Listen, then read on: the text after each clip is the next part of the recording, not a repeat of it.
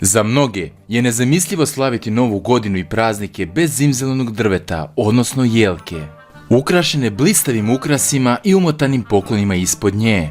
Bilo da je prava, kineska, plastična, ona je sastavni deo svake kuće tokom praznika.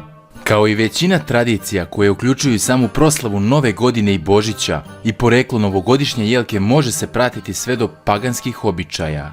Zapravo, da nije bilo najmoćnijeg monarha svog vremena, kraljice Viktorije, ukrašene jelke bi ostale ne baš tako jasan običaj i zadržao bi se samo u nekoliko nemačkih i slovenskih zemalja. Još pre hrišćanstva ljudi na severnoj hemisferi koristili su zimzelene biljke za ukrašavanje svojih domova, a posebno vrata. Za proslavu zimske kratkodnevnice ona spada 21. ili 22. decembra i tada je dan najkraći, a noć najduža. Ovo doba godine se smatralo povratkom snage boga sunca koji je oslabio tokom zime, a zimzelene biljke služile su kao podsjetnik da će Bog ponovo zasjati i da će ubrzo ponovo doći proleće.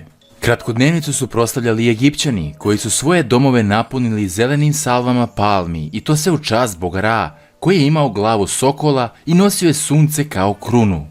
U severnoj Evropi Kelti su svoje hramove ukrašavali zimzelenim grmovima koji su predstavljali večni život. Dalje prema severu, Vikinzi su mislili da su zimzelene biljke Balder, odnosno bog svetlosti i mira. Stari Rimljani su zimsku kratkodnevnicu obeležavali gozbom koja se zvala Saturnalija, organizovana u čast Saturna, boga poljoprivrede, i Rimljani su poput Kelta ukrašavali svoje domove i hramove zimzelenim grmovima. Saturnalija je bila najvažnije slavlje u rimskom životu. Bila je to nedeljna proslava bezakonja, održana između 17. i 25. decembra. U toj nedelji niko nije mogao biti priveden za povrede ili ubijanje ljudi. Silovanje, krađe, sve što je bilo protiv zakona moglo se raditi te sedmice. Da li vam zvuči poznato, da li aludira na neki film, napišite u komentarima. Ali, iako je dosta ljudi opralo novac iskoristivši bezakonje, Saturnalija je također predstavljala i vreme za ljubaznost. Pa su mnogi Rimljani razmenjivali poklone i organizovali veselja.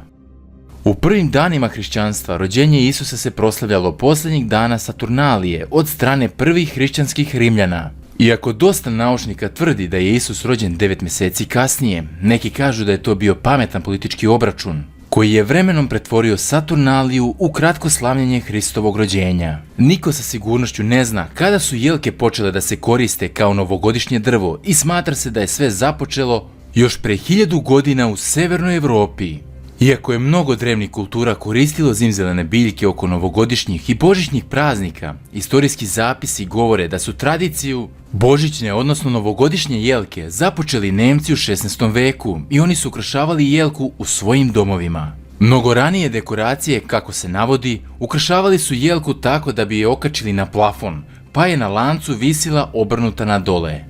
Širom mnogih delova severne Evrope prvobitno su pored jelke koristili drvovišnje ili gloga koji su stavljali u saksiju ili neku šerpu, zatim bi se unosili u kuću u nadi da će to drvo ili grana procvetati do Božića. Ljudi koji nisu mogli priuštiti prave jelke pravili bi piramidu od drveta i dekorisali bi ih papirom, jabukama i svećama da bi ličile na jelku. Tokom 16. odnosno kasnog srednjeg veka nije bio redak slučaj da se vide ogromne predstave koje se izvode na otvorenom tokom dana Adama i Eve. I te predstave su pričale priču o stvaranju. U ranim crkvenim kalendarima svetaca 24. decembar je bio dan Adama i Eve. No, sveštenstvo je ubrzo zabranilo ove predstave iz javnog života jer su ih smatrali paganskim. Tako da su neki sakupljali zimzelene grančice ili drveće i donosili ih u tajnosti svojim kućama. Stoga, moguće je da su piramidalna stabla trebala da nalikuju rajskom drvetu. Sad, kao i uvek, postoje brojne teorije ko je prvi započeo tradiciju kićenja jelke. Prva dokumentovana upotreba drveta na božićnim i novogodišnjim proslavama vodi ka raspravi da li je to bilo u Talinu u Estoniji ili u Rigi u Letoniji. Oba grada tvrde da su imali prvi stablo. Talin navodi da je imao još 1441. a Riga 1510. godine. Oba stabla bila su postavljena od strane Bratstva crnokosih. Oni su predstavljali udruženje neoženjenih trgovaca, vlasnika brodova i stranaca u Livoniji, odnosno to je sada Estonija i Letonija. Malo se zna o oba drveta, kako kažu bilo je postavljeno na gradski trg i oko njega bi plesali članovi bratstva i nakon toga stabla bi bila spaljena. Na gradskom trgu u Rigi nalazi se ploča na kojoj je ugravirano prvo novogodišnje drvo u Rigi 1510. godine na 8 jezika. Bilo kako bilo, ono što je sigurno jeste da je Martin Luther bio prvi koji je uneo božićnu jelku u kuću, na način koji je nama poznat danas, i upalio sveće na božićnoj jelki. Legenda kaže da je Luther kasno jedne večeri oko Božića šetao kući kroz šumu i tada ga je pogodila lepota zvezda koja je blistala kroz jelke. Želeći da podeli ovo iskustvo sa svojom porodicom, Martin Luther je posekao jelku i odneo kući. Na grane je stavio malu sveću da simbolizuje božićno nebo. Još jedna od legendi kaže da je sveti Bonaficije iz sela u Velikoj Britaniji napustio Englesku i otputovao u Nemačku, da propoveda paganskim nemačkim plemenima i pretvori ih u hrišćanstvo. Priča kaže da je naišao na grupu pagana koji su krenuli da žrtvuju jednog dečaka u čast obožavanja hrasta. U gnevu da zaustavi žrtvovanje, rečeno je da je sveti Bonifacio posekao hrast i na njegovo čuđenje mlada jelka je izrasla iz korena. On je to odmah shvatio kao znak hrišćanske vere i njegovi sledbenici ukrasili su drvo svećama kako bi sveti Bonifacije mogao da propoveda noću paganima. Ono što je sigurno jeste činjenica da je do 1605. godine novogodišnja jelka bila bitna stvar, jer istorijski zapisi navode da je stanovništvo Strasbura postavilo jelke u salone i da su na njih nakačili bezbroj ruža napravljenih od raznobojnog papira, jabuke, zlatne folije, slatkiša. Tokom ovih ranih dana postojanja jelke, mnogi građani i pripadnici sveštenstva osudili su njenu upotrebu kao simbol slavlja rođenja Isusa. Tu imamo navode da simbol odvraća ljude od pravog zimzelenog drveta Isusa Hrista. No, moderno novogodišnje drvo nije postalo svetski običaj sve do vremena dok kraljica Viktorija nije postavila poklone oko jelke.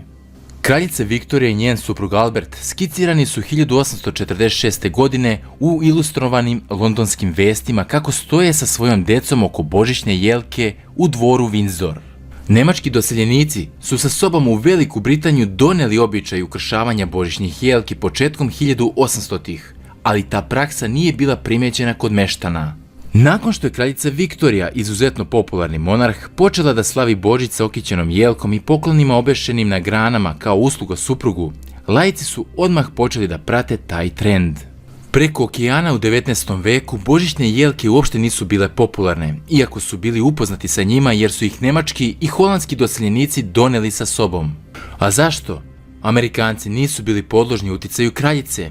Međutim, američki građanski lideri, umetnici i autori igrali su na sliku srećne porodice srednje klase kako razmenjuju poklone oko drveta, pokušavajući na taj način da zamene božićne običaje koji su viđeni kao dekadentni, odnosno opadajući. Ovu sliku porodice dodatno je ojačalo vrlo popularna pesma koja je 1822. napisao Clement Moore, poznata pod nazivom "'Twas the Night Before Christmas". Ista pesma dočarala je i modernu sliku Deda Mraza. Prošlo je dosta vremena pre nego što je božićna jelka postala sastavni deo američkog života tokom ove verne noći.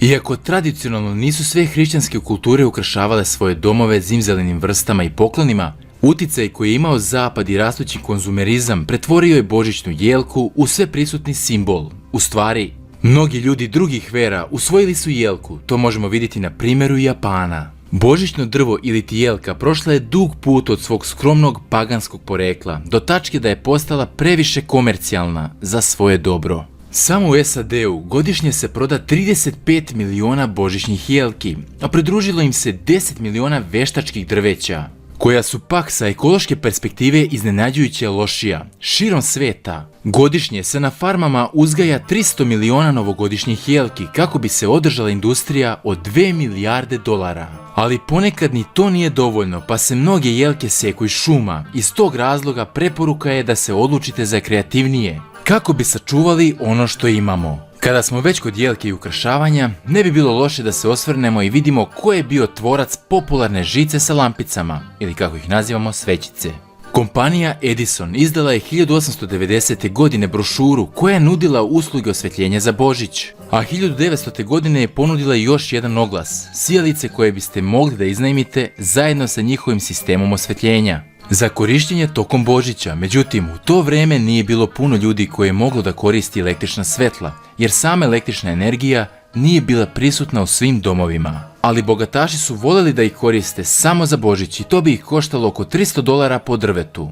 Prve komercijalne svećice koje je više ljudi moglo da priušti sebi koštale su $12 i napravljene su 1903. godine. Hvala vam na pažnji, ukoliko vam se dopada video, kliknite na like dugme. Vidimo se uskoro sa nekom novom pričom, vaš Novi Anonimus. Ćao!